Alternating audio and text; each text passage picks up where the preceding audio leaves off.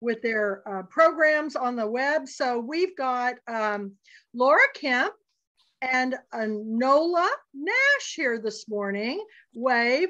I'm going to now turn this over to you and you're going to be talking to each other in conversation, and we're going to put you in speaker view. And so I'm going to let you go ahead. Let's give you your time. So go ahead, Laura. Thank you. Nola, are you here? I'm here. There you are. Now I can see you. Yay. Well, Nola and I do this on a monthly basis with our BYOB show. So we're kind of used to gabbing with each other, aren't we? Oh, yes. We both stepped out of our classrooms for I'm in my look where Laura is. That's correct. Chemistry class. So which I actually like. So but yeah, Nola and I are just going to do kind of a tag team type interview so that y'all can get to know a little bit more about us. So our BYOB that we do with Authors on the Air it started basically with the two of us just wanting to hang out. And we said, let's hang out on Facebook and maybe we'll do that live and see if anybody wants to hang out with us. Do what? We forced people to watch us hang out. Right? We did. Well, we advised them. Yes. And then it was so much fun that people wanted to kind of, let's do it again. And so we kept doing it. And then it got picked up by Authors on the Air. And so that's our show, BYOB. And the B can stand for anything from boys, books, or booze, depending on what we're talking about and who we're talking to. Books. So mostly books. We do interview some authors. We've had some great folks on the show with us, and we just have a really good time. But it all started because Laura and I like to sit around and talk to each other. And I do Deadfolk'stales, which is a Southern Gothic, New Orleans centric podcast where I have lots of folks from the New Orleans area and people with ties to New Orleans. I've had Mandy Haynes on, and she was a fantastic guest. We talked about voodoo in New Orleans, and it's awesome. And actually, I believe the story that she told on Deadfolk'stales is also the story that she put in the compilation book that was just out, our Works in Progress. So that was a lot of fun to talk to Mandy. And so we enjoy our podcasting thing. So Laura and I, for the Reading Nation magazine, did a tag team interview, and it was a whole lot of fun. So we're going to do it again. That's what we're going to do today. So Laura, you want to start? I have 6 questions. How about I ask Nola first, and then she can answer, and then I will answer the exact same question. And who knows what'll happen along the way. So question number 1 for both of us is, it's kind of ironic because we're balancing all of our different hats right now, but how do you balance writing with all of the other hats that you seem to wear, Nola? Oh, hats that I wear. I'm an instructional coach for the online high school. I host 2 podcasts for Authors on the Air. I am a writer. I am a mother. All these things. And it's not easy to do. I got to be honest with you. I find sometimes in pockets of my day to get things ready for the podcasts. That's kind of how, if things are slow, I can do that.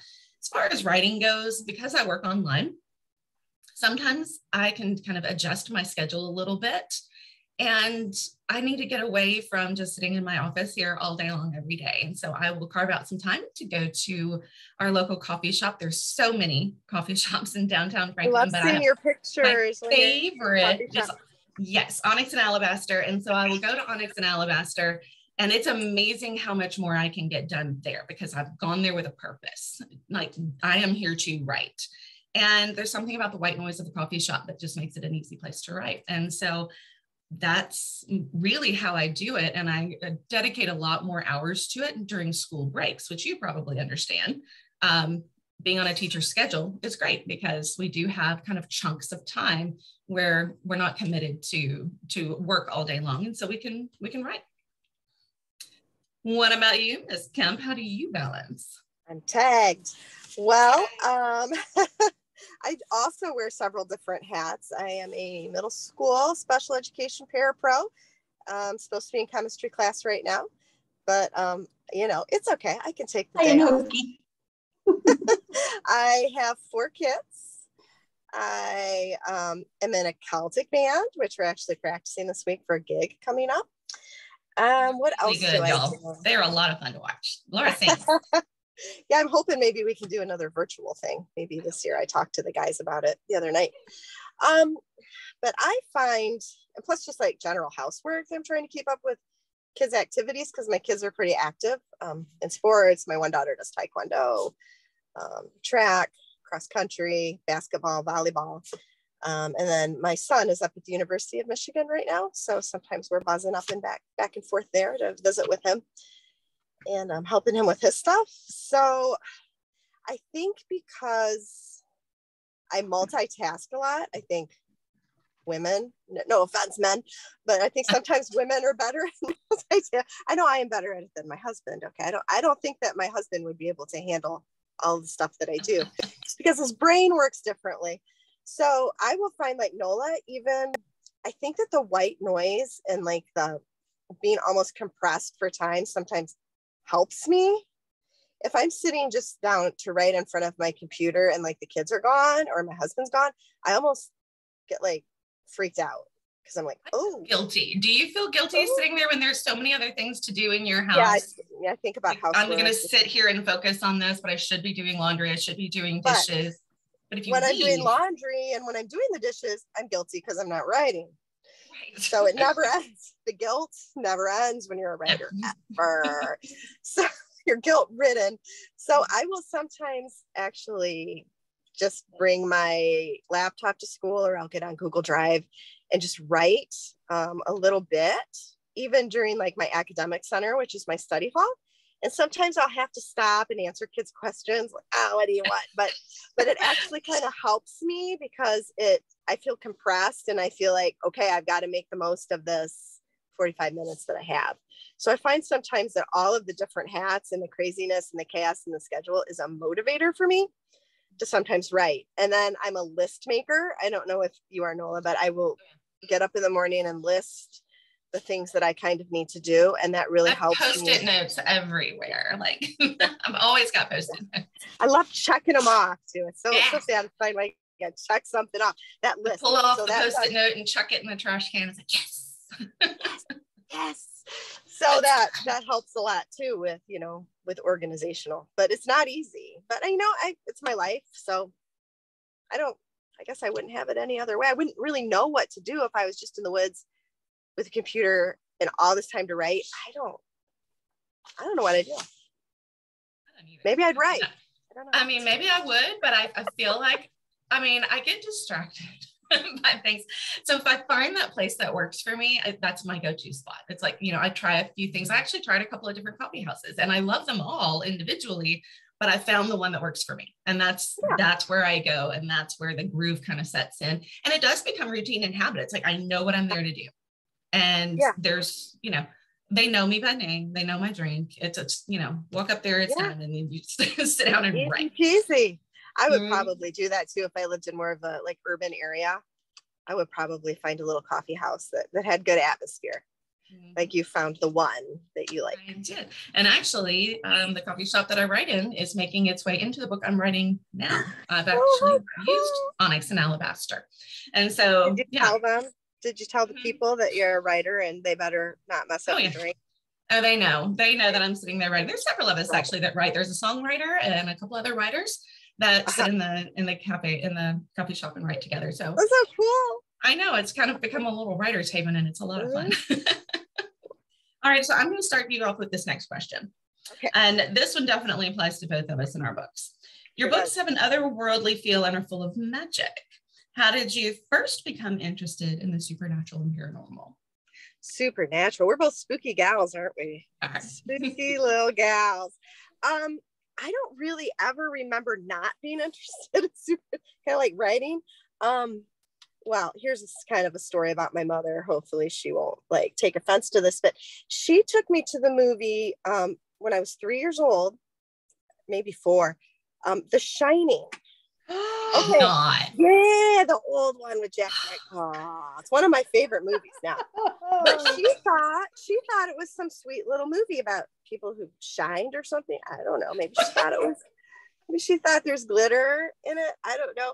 But So she said that she realized pretty soon it was not appropriate for me, but my older brother was there and it was fine for him. So she said she asked me if I wanted to stay. I don't know why she asked a 4-year-old. Like, it wouldn't have been like my choice, but she said I chose to stay. And she said I was fascinated. It's still one of my favorite movies, like the music, the location. I mean, Jack Nicholson. And I think it was kind of sparked at that moment, like my love for dark stories and horror. And yeah, I was always interested. If you could sit through The Shining at 3 years old. When did it come out? I was born in 75, so we could do the math. So 3 or 4, I was young. So that kind of began my strange fascination with the supernatural. And whenever I would write stories, they would always kind of bend towards magical realism. They would bend towards the unexplained. They would bend towards the supernatural. I would sometimes have strange experiences that I couldn't explain. I think maybe you have too, Nola. Yeah. Like even when I was young, seeing things and hearing things in my family home, I would see them and hear them when I lived in my house with my first husband. So I think I have kind of a connection with that side anyway, that fascinates me. And it just finds its way into my work because, like I said, I've always been fascinated with it. Even at 3 years old, I didn't want to leave. It blows my mind. I didn't want to leave that movie. So that's kind of in a nutshell how my spookiness got started. How about you, Nola? Well, I grew up in South Louisiana. And when you grow up in South Louisiana, I mean, I could end right there. Like, there's really no need to continue there. You grow up around it. And the mystical just walks hand in hand with the mundane in South Louisiana. And it's accepted and openly talked about. I mean, you know, people may say, oh, I don't believe in ghosts, but then they'll tell you about the weird thing that they saw or heard, or, you know, weird thing that happened. It's like, okay, you realize what you just said. And I kind of had those things, you know, all the time too. I was fascinated with all of that. I did, you know, anytime I got to choose a topic for a project in school, it was the Salem witch trials and, you know, all of that. Me too. I was fascinated with the Salem witch trials. And I still am. And I love those stories. And I love the history and the magic that goes with it. And I think having that, you know, time periods where it was really and truly accepted and kind of part of everyday life, it's fun to be able to play with the mystical and the magical and make it to the point where it's believable. And that's what I really love about the type of writing that I do, and especially when writing about New Orleans, is it was so part of the fabric of the place that it's really easy to work it into things that are real, because New Orleans is so unusual that it's very easy to suspend your disbelief when you're writing about that area. And of course, it just has continued to in all of the other books that I continue to write. Traveler is not set in New Orleans. There's no mention of New Orleans in Traveler, which is coming out in March, but it is still, you know, past lives. There's still, you know, ancient gods and, you know, all this kind of magical and fantastical things, but it's, you know, it's still contemporary in many ways. And it's just fun to play with, I think, because you can really make the magical and the paranormal do anything you want. And so you can create that and manipulate it and your world. And you can do, you know, your rules.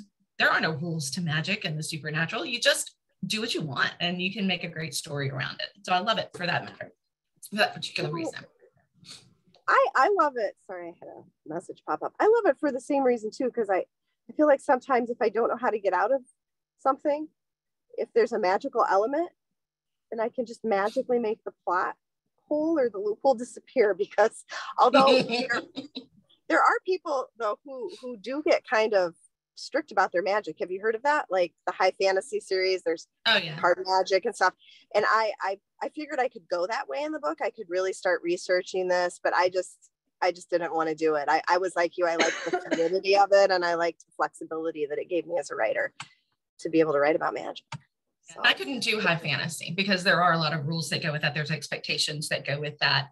But you know, I do a lot of historical paranormal stuff, and to me, that's I make the rules in that. You know, there's no set expectations like high fantasy. So I can't do that. Just because we're teachers.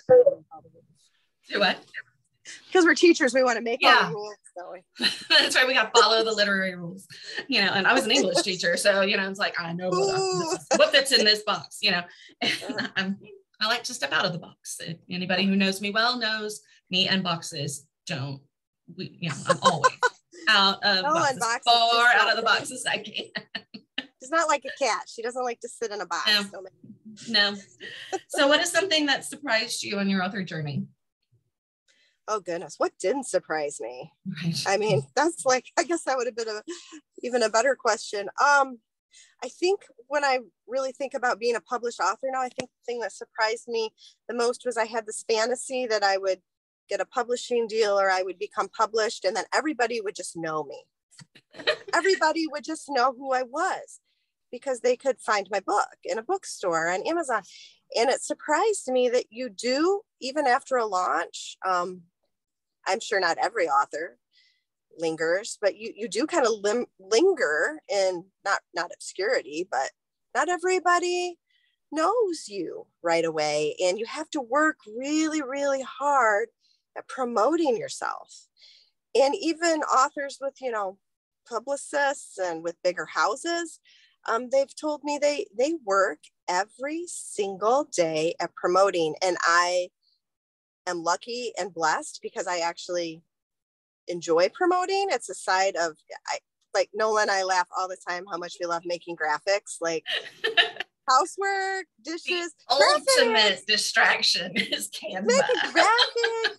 Yeah, when I'm like down on myself, if I don't want to write, I'll just make a graphic because I like it so much. So I do enjoy, and I'm lucky and blessed because not every author really enjoys that part of the journey. I do enjoy events and I enjoy meeting, you know, readers and other writers. And I mean, I always get kind of nervous when I'm getting up to talk, but I do enjoy this part of it, which is a good thing because we do so much of it. And it feels like sometimes one author described it to me as like you're on the roller coaster and you're going up the hill and it's just work. And he said that he did get to a point in time where he was kind of at the top of the hill and then he was able to gather momentum to get him up the next one. But he said it takes a long time to get to the top of that first hill where your career has some momentum on its own and that you're not curved too. I think that's why that first hill feels so steep, is because you also have a learning curve. And that was one of the things that I didn't understand. I mean, I knew I was going to have to do some promotion, but like you, I didn't realize it was going to be so much. And I didn't realize I was going to have to learn so much about how, you know, where I can promote, how to promote, what's worth my time, what's not worth my time. Yeah, and what's we worth have so our little time. of it. And we're promoting and we, you know, the work that we have, but we still have to continue to write more. And so it's, how do you balance that? That was really what kind of surprised me is how much more of that. Now, what surprised the people I worked with was the fact that I was going to continue working, because the illusion out there is you get a book money contract. now. I know. They said, so are you going to still teach? And I said, I got a book contract. I didn't win the lottery. It's like, I have to sell books. What a weird question. But I'm not James Patterson. I'm sorry. But I mean, I would get that too. Like, why are you still working? And I'm like, well, a book contract and promoting isn't exactly equal to, now I can make a living at it. Because, and that's why I'm so grateful to groups like the Pulpit Queens and places like this who do give us opportunities to promote our work, because it is another full-time job on top of writing completely. So is that what surprised you the most too, Nola, or is there something else that? Promotion. I mean, it really was promotion that surprised me the most, and just how many different avenues there are to do that. How little promotion is usually done by the smaller indie publishers, how much more is put on an author. But even the folks with the big houses, then, you know, once I got into that, I'm going, oh my God, is this because, you know, I have a small press, you know, what the heck? And then you get to know people and you get out there, and even though the big houses are saying, well, no, I mean, we ask a lot of our authors too, you know, there's, you know, you are selling yourself as much as you're selling the book. And that for me was a little uncomfortable, because as writers, I think we like to hide behind our keyboard, and we put a lot of things into the books that, you know, are maybe a little bit more risky than what we would normally put out there as ourselves. And so, you know, you and I are theater people. And so we're used to hiding behind a character oftentimes too, Yes. you know. There's a lot of, you know, weird performance stuff that I have done. You know, I've been a mute in the Fantastics. I've been Louisa the lead in the Fantastics. I've done strange shows and, you know, all sorts of characters, and it's fun. But then we did a cabaret show and I had to sing in an evening gown in front of a microphone. And that was by far the scariest thing I've ever done, because Yeah, it was be scary for me there was too. no character to hide behind. It was and you. Yeah. And I feel that way about promotion sometimes, and some of the things that we do, especially, you know, the podcast. I've finally gotten comfortable with that, where I can just, you know, jump on and do it. But there was a whole lot of, oh God, this is just me out there. Or, you know, people can like my book, but they also have to like me. Yeah. And that was about something liking kind of tough to get used to, is that, you know, it's as much selling you as a personality and the author as much as the work that you put out there. And that's, you know, when I do the shows and when we do BYOB, that's one of the things that we concentrate on, is making sure that our viewers and our listeners are getting to know the author behind the work, because it's about showcasing them more than just, let's talk about the plot of your book.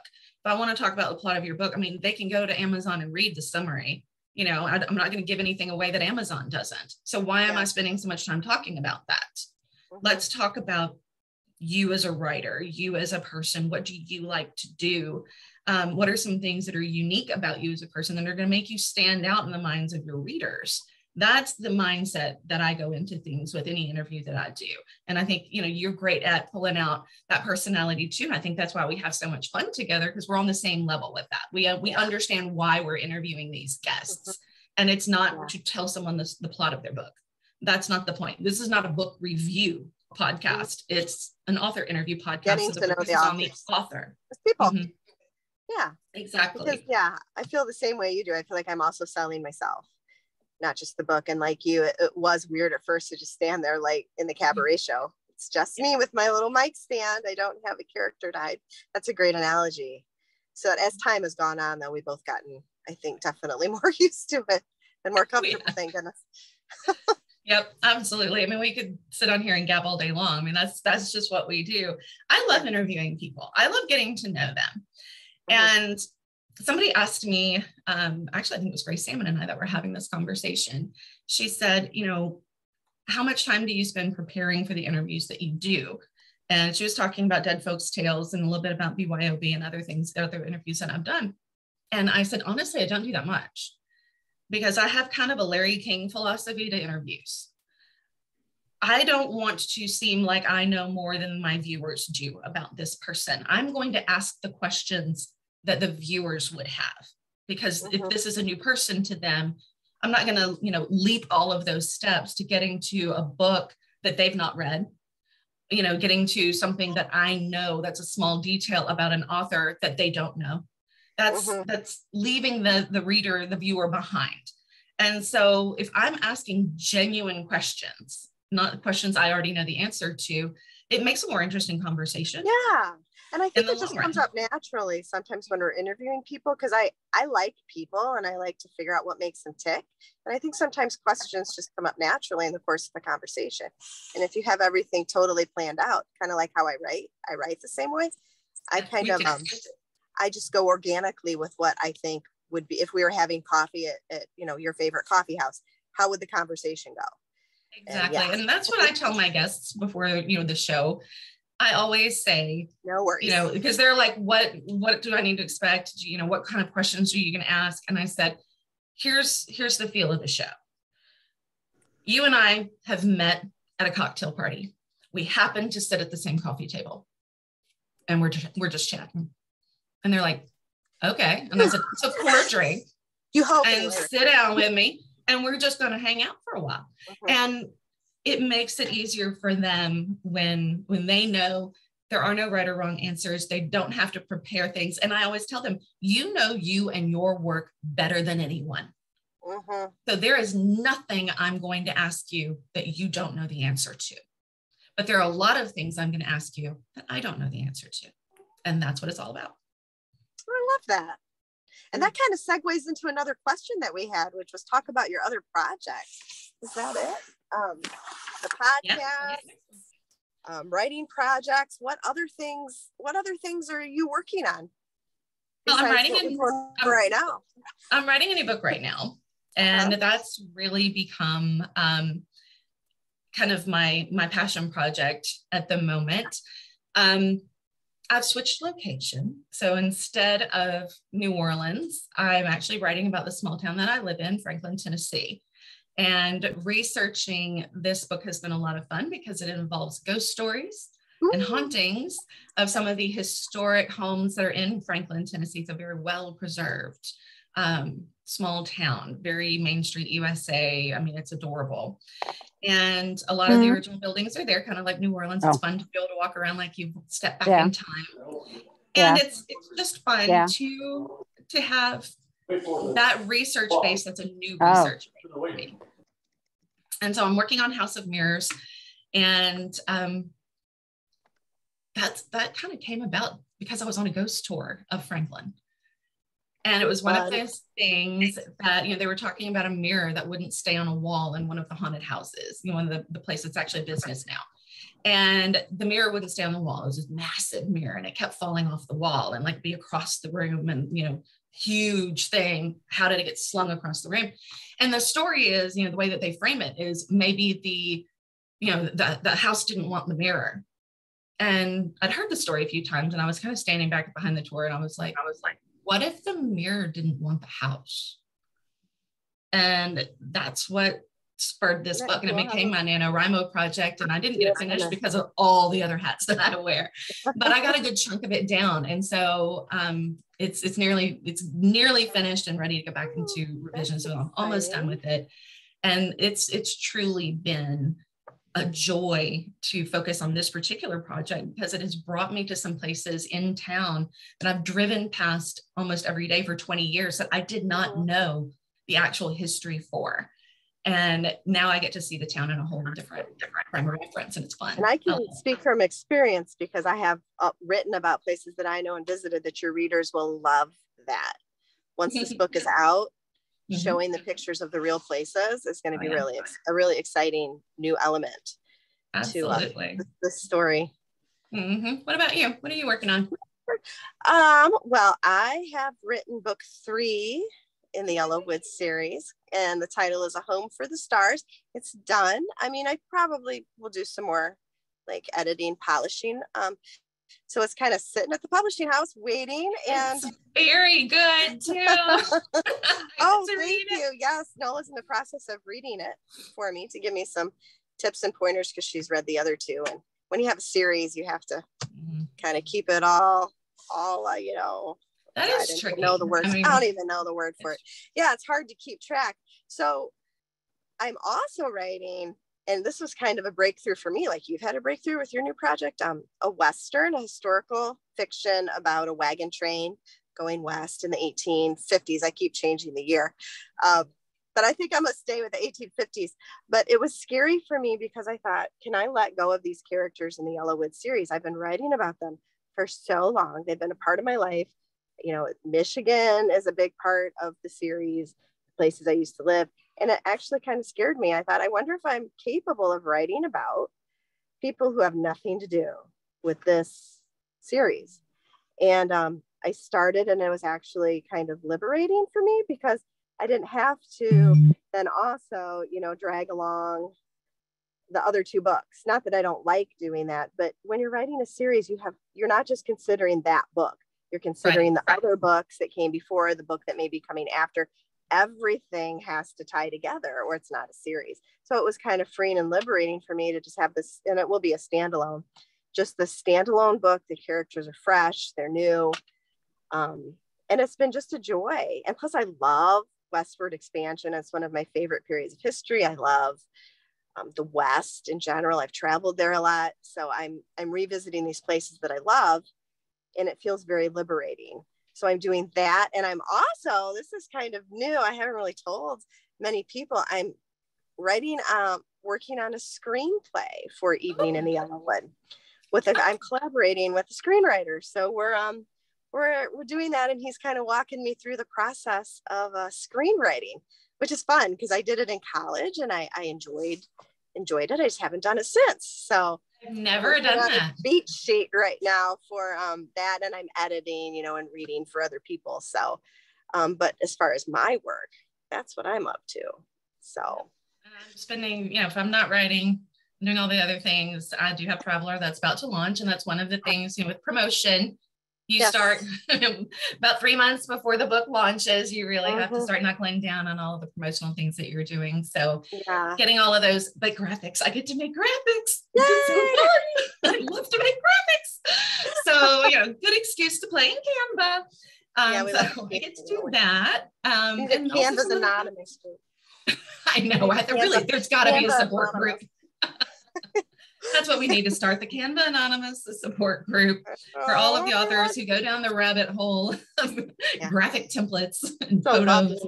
Lovely rabbit hole. I love it. Oh gosh, it's so much fun. I love to do that. I mean, my background, before I got into teaching, I spent some time working in advertising. And so I think that's just sort of it was automotive advertising, doesn't really translate to book advertising, but things like, laying out some graphics and getting that stuff done is a lot of fun. I've always enjoyed that. So I get to do some of that. We'll be working on some interviews that I will be the interviewee instead of the interviewer coming up, which is always fun to sit on the other side of the microphone. I love doing those. And, just all the fun things that get to lead up to that. And we have a couple of great street team groups that we love. Laura's got Kemp Camp, which is a super active, super fun group. I love being part of Kemp Camp and all the fun games and things. And we'd like to do it too. I have Nola's Second Line, which is my street team page on Facebook. And one of our favorite things to do is all of the things that lead up to a launch or lead up to an event, because you can come up with so many fun things to do with your street team group. And, they're there because they like you. They're there because they like your work. And it's a lot of fun to make games out of it, make contests out of it, and do all of the fun things. So that's coming up in my street team. So I'm kind of planning out some of that stuff too. The street teams really are kind of the best way, I think, at least for me, I know personally, to connect with me. Kemp Camp on Facebook, where you get the updates, where you kind of get to know me as a person and what I like and what I'm all about positivity. I mean, there's no anything negative on Kemp Camp. I'm the only one. I mean, Nola's an administrator, so she could get in there and mess around with it if she wanted to. I know. But you're an admin on mine too, so I can mess around. We should just mess, but negativity's gone. The colors. There's just no room. There's just no place for it. Life is hard enough. You get on these places to have fun, learn about books, have a funny meme at night before you go to bed. I love your nightly memes. Those are so funny. I love too. I think laughter is the best medicine for what ails you. So, but yeah, if anybody out there is interested in getting to know either of us better, it would probably be through our street teams on Facebook. So join up. Absolutely. I do some fun things on Nola's Second Line that have to do with New Orleans, of course, but not always. Sometimes it's those fun little snippets, pictures that I find, something silly that's going on. Like at one point, there were pictures going around the internet where people in New Orleans were decorating the cones, the big orange cones that they put in the potholes. Oh. Like New Orleans will make Michigan roads. We have potholes too. It was hilarious though, because they had the big cones sitting in the pothole, and then people come around and start decorating it with stuff, and then you're definitely not going to miss, you're not going to run into the pothole now because it's covered in beads and everything else. It's so funny. So things like that strike my funny bone or just are very interesting, like the house floats that are being done for Mardi Gras right now, because last year's Mardi Gras was canceled. And so this year, they are continuing the tradition they started last year with making the houses into floats and people driving by them, as opposed to the floats passing. Which is a lot of fun. Yeah. And so then you get to really just, tootle around, going down St. Charles and, all of these great places in the Garden District, these huge homes. One of my favorite that they did last year was the Kraken, and it's this white house with a double balcony, and the arms of the tentacles of the Kraken are coming out and over the house. It's fabulous. So those are great things. Absolutely. Fantastic stuff. And I love to share that because those are things that folks that are not in New Orleans may not know about. And there's some fun things to share. But we also do a lot of goofy contests and memes and things like that. So it's a lot of fun. We really do enjoy it. And we enjoy getting to know our readers. And I think that's something that maybe readers don't always know is authors do like to hear from their readers. I mean, we appreciate all of the reviews that people leave, but at the same time, it's a lot of fun to have that interaction on the street teams, to know the difference that you're making, the impact that you're making on the readers and what they are excited about. And we use that feedback that we get to kind of design what it is that we want to present in those street teams for folks. So if something really got a great response, then we know that that's something we want to do again. I feel sometimes like readers could get shy and feel like if they like something, they don't really want to reach out to the author. Maybe the author doesn't have time for them. Maybe the author's busy writing. But I've never met an author, and I've met a lot of them, who doesn't absolutely love it when a reader reaches out and says how much our work has touched them or how much they've enjoyed our work.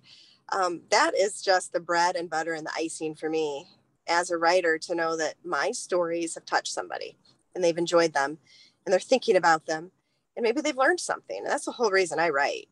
It's because I want to put significant stories out there, people that can make them think about things a little differently. So always, never, ever doubt that an author wants to hear from you. We do.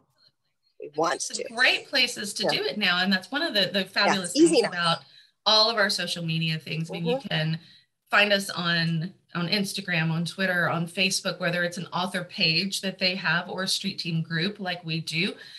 We love to engage with readers in various book clubs, not just the Pulpwood Queens and Timber Guys, but also other groups that are on Facebook as well. It's a great place to really get to know other authors, to get to know your readers, and really feel like you have contributed something. And I love it. I love that relationship that builds between the authors and the readers. So that I encourage people to find the authors online and follow them, join their groups, follow them on social media, see what they're all about. I mean, you and I have said many times, we've even said it today, that it's about getting to know the author as a person. It's not just the books that they write. It's getting to know the author as a person. And oftentimes when you reach out to these groups, you get that sneak peek behind what drove that author to write that story. Different. Yeah. So you absolutely start to see their personality in their writing too. And that's what's a lot of fun, is being able to get to know the author and then the personality. Yes. I don't know if you guys can see, maybe, can we open it up for questions for our, Kim Harwanko's already got her hand up. Go ahead, Kim. Sure. Absolutely. So you guys are like best friends, the way you interact with each other. It's lovely. I love to see that. So I have a question for you. Would you ever collaborate on a book together?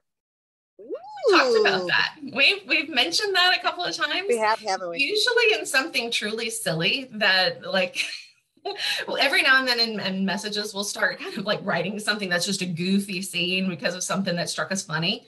But we've thought about that. Just in passing and kidding, but I would in kind of a funny way, but I don't know if we've seriously thought. I would love to, of course, collaborate with you, Nola. You're so easy and fun to work with, and we get along. And I am going to come and meet you. I am going to come. We've never met in person. Can you believe that? Never met in person. We don't live so Laura, my grandmother's family are all Kemps, and I've never met a Kemp. So hello. Your cousin. It's a German name, right? Yeah. You never know. My maiden name is Sullivan, but the other side of the family were Kemps. So. Oh, how cool! Well, hello, Kemp. Another Kemp. Join Kemp Camp. You'll fit right in. There we go. That's so cool. Anybody else have a question for the girls, Nola and Laura? Just speak up. No, I have one. Okay, go ahead.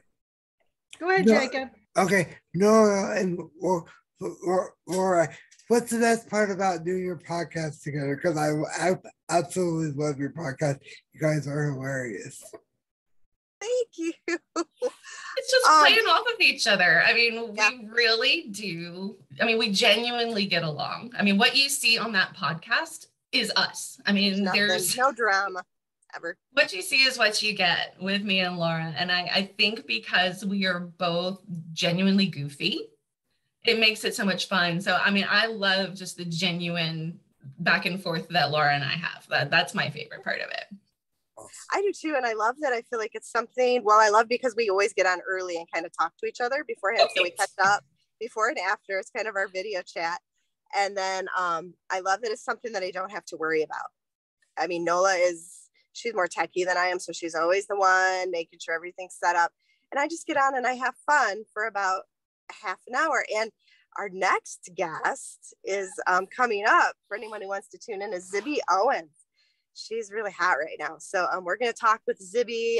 Well, you're going to be in Hawaii, aren't you, Nola? I'll be in Hawaii talking to Zibby. January 25th. Excited.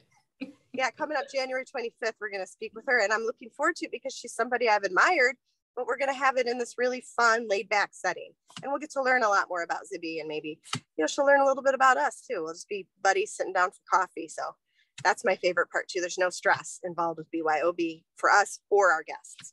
Hopefully. Well, there's no stress for me by the end of the show because I've been drinking the whole time. I'm the booze part. She's drinking and I never drink anything. I'm dehydrated and I am overhydrated. She's always got her water or something over there, and I got to show up what I'm drinking. I'm so bored. Yeah, I'm the bored. I'm the bored one, right? When it comes to the booze, but yeah, I think we both like the same thing. That's why we do it. So. Awesome. You guys, I want to break in. It's so great to see authors who become really good buddies together. I know Pat Conroy was my favorite author. And then when I met his best friend, Doug Marlette, I became best friends, but I actually knew Doug better than I knew Pat. And I think that is interesting. So for all of you authors out there, if you have a fellow Popal Queen author or a fellow author friend, let Mandy and I know. This would be fascinating for a panel of best friends doing, what I'm saying? We've got up and coming couples that are authors that are going to be doing some panels on Saturday. So, but I do agree, your love of each other, you can see it, and you've never met in person. No, we haven't. We've known each other for 3 years, maybe longer than that. We've never met each other in person. I was in Nashville once, but I think we had just met and we were going to meet up, but I was with my daughter and we were doing a Comic-Con and we were exhausted. Yeah. So that was the closest we got.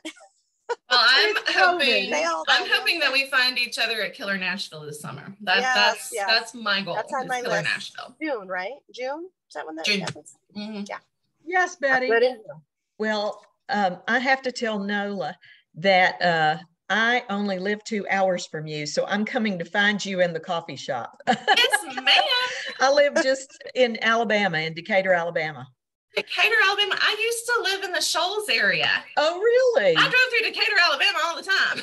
Yes. Hey, we have a bookstore here that would love to have a book signing if you ever want to do one. And I can hook you up. To do it.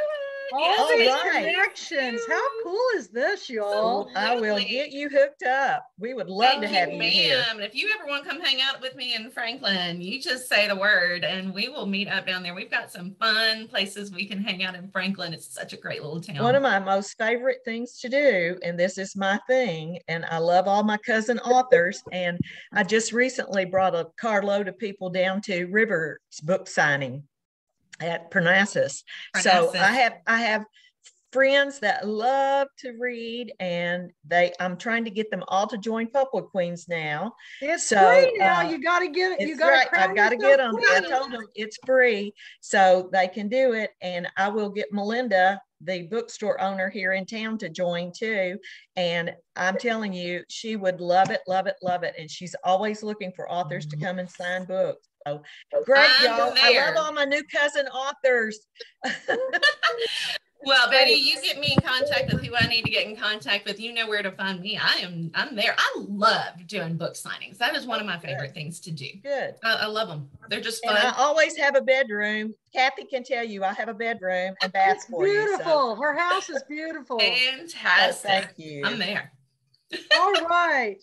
Well, you guys, we have, it's 10:45. It's time to wrap it up. Any last words from Laura and Nola to all of us before we break we're going to get a nice, good break, have a wonderful lunch to come back because we've got a full program. So last words, girls. Just find us online, reach out to us. We would love to get to know you. I mean, authors, readers alike. Just, you know where to find us on our street teams and social media. We absolutely would love for you to reach out to us. Thank you, Pulpwood Queens, for this wonderful opportunity to share who we are and a little bit about our work. And hopefully we can hang out more again in the future. So thanks, everybody. And thank you so much. Your break. We thank you so much. You all have a wonderful lunch. Take a little quick snooze and come back at 1 o'clock because, man, we've got a fabulous panel coming up with Pros and Pandemic. We're going right into Winona and Jade and the I Thought ladies. So and then to Blue Sky Chat with all their wonderful authors. It's going to be a full afternoon. So we'll see you soon. And love to you all. This is the second day and I'm already so pumped I can't stand it. So thank y'all. Bye-bye. Bye.